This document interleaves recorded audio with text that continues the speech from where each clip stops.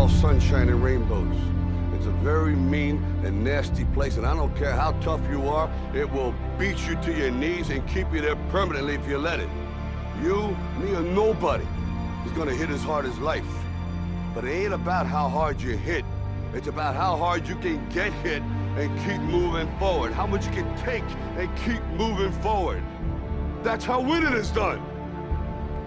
If competitive challenge, that will to win, the toughest thing, what excites people, why then do we choose the easiest challenges? Common sense, think about it. In the beginning, there was nothing. I failed. Why do we fall? So that we can learn to pick ourselves up. You still haven't given up on me. Never. If you make yourself more than just a man, if you devote yourself to an ideal, and if they can't stop you, then you become something else entirely. Now, if you know what you're worth, now go out and get what you're worth. But you gotta be willing to take the hits and not pointing fingers saying you ain't where you want to be because of him or her or anybody. Cowards do that, and that ain't you. You're better than that. It's easy to be boxed in a limited life. Tougher to compete for expansion. What are the things that you fear that's been keeping you from living your dream? That's been keeping you from doing some things that you would like to do? Just think about those things.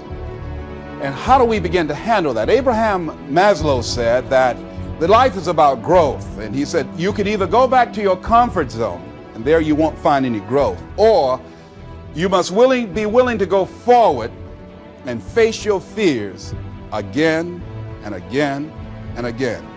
Because you're never going to have a fear-free existence. I mean, some fear is acceptable and legitimate. You do not fear death. You think this makes you strong, makes you weak. Why? How can you move faster than possible, fight longer than possible, without the most powerful impulse of the spirit? The fear of death. You can either live your dreams or live your fears. And I think the majority of people actually are not living their dreams, but are living their fears. So I want to ask you a question. What are your fears? What are you afraid of? What are you scared of? Because we all have fears, don't we? We all have something that's blocking us, that's holding us back. And as we begin to look at life, what we realize is that the reason that most people are not living out their true potential, are not doing all of the things that they would really like to do, is because of fear. The fear is never reaching your potential. That's it. That always falling short, always quitting before you're done, always procrastinating, always not doing the right thing, and then one day you're an old man. Yep. And you look back and go, God, I could have been great. Yep. I could have been great. But it's the difference between being stopped by fear.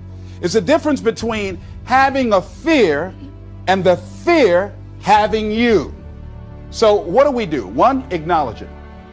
And knowing that it's okay. Don't condemn yourself for being afraid. It's perfectly fine to have some fears. You acknowledge your fears, you embrace those fears, and then you move on. You act on whatever it is that you fear. The most important thing is to begin to embrace your fear.